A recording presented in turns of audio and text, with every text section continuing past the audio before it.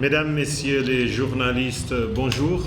Bonjour à ceux qui nous suivent sur Radio Maria, sur Guira FM et sur la télévision centrafricaine. Bienvenue à ce point de presse hebdomadaire de la MINUSCA. L'un des faits marquants, c'est la signature de ce plan cadre des Nations Unies pour l'aide au développement qui couvre la période 2018-2021. Ce document va permettre à la MINUSCA et à l'équipe pays d'accompagner le gouvernement de la République centrafricaine comme contribution aux priorités nationales qui sont exprimées dans le plan de relèvement et de consolidation de la paix, le RCP-CA. Un plan, comme vous le savez, qui a été adopté en 2016. Ce plan cadre qui vient d'être signé, il porte sur 3 priorités. Promouvoir la paix, la sécurité et la réconciliation, renouveler le contrat social entre l'État et la population, et 3, promouvoir le relèvement économique et relancer les secteurs productifs. Sur les activités de la MINUSCA, nous voudrions ici dénoncer les accusations qui ont été portées contre la mission, n'est-ce pas, selon lesquelles les casques bleus auraient été complices d'un des belligérants lors des récentes violences qui ont frappé Gambo, n'est-ce pas. Une équipe s'est rendue sur place de la MINUSCA et cette localité de Gambo, elle est couverte par les patrouilles de la force sur l'axe Bangassou, Gambo et Kembe. Et par rapport à ces événements qui ont eu lieu et qui auraient causé des morts, la MINUSCA n'était pas présente, ces casques bleus n'étaient pas dans cette localité au moment des faits. Ce lundi 7 août à Bossangoa a eu lieu une destruction d'armes artisanales, de munitions et d'engins explosifs par le service de la lutte anti-mine des Nations Unies, n'est-ce pas? Il s'agit de 57 grenades offensives, une grenade défensive, 8 roquettes, 13 mortiers à munitions, ainsi que des munitions de 7 et de 12 mm. Ce sont des équipements qui avaient été remis volontairement par des ex-combattants.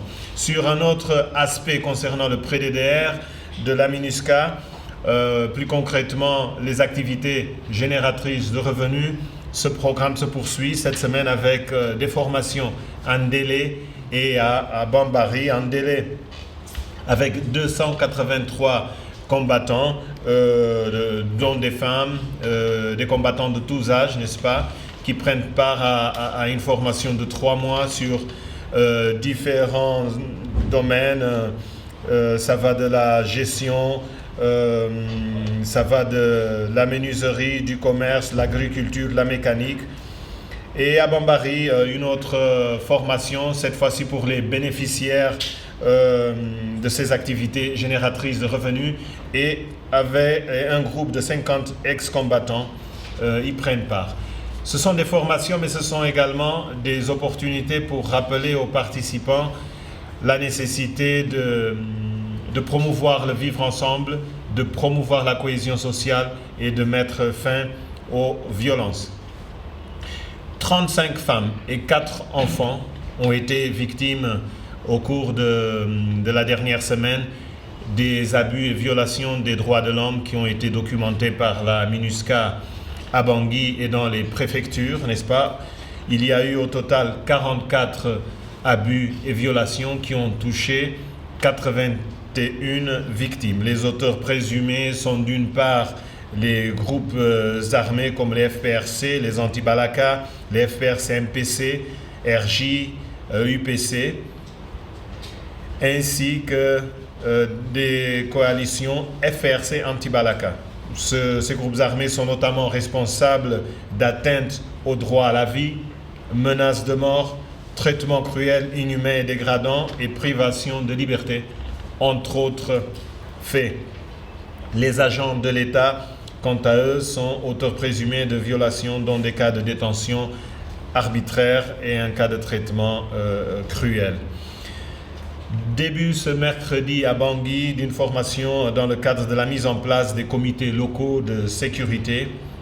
35 participants. Il y a des maires parmi eux, il y a des commissaires de police, des représentants de la gendarmerie nationale, ainsi que des associations civiles, n'est-ce pas? Mais également avec une partie de la MINUSCA, les agents de liaison communautaire. C'est une initiative du ministère de l'Intérieur, Sécurité publique et administration territoriale qui a l'appui de la MINUSCA ainsi que du PNUD. Et pour finir, Zemio, qui a été le théâtre de violences intercommunautaires il y a quelques semaines, la MINUSCA avec d'autres partenaires a mené des activités de sensibilisation qui ont permis de réunir différents acteurs à la fin de ces formations, que ce soit éléments armés des deux communautés, des notables, des chefs religieux ou des places internes. Ils sont prêts à travailler pour le dialogue, la réconciliation, mais il faut dire que la méfiance reste très forte dans cette zone et que la situation humanitaire est dramatique.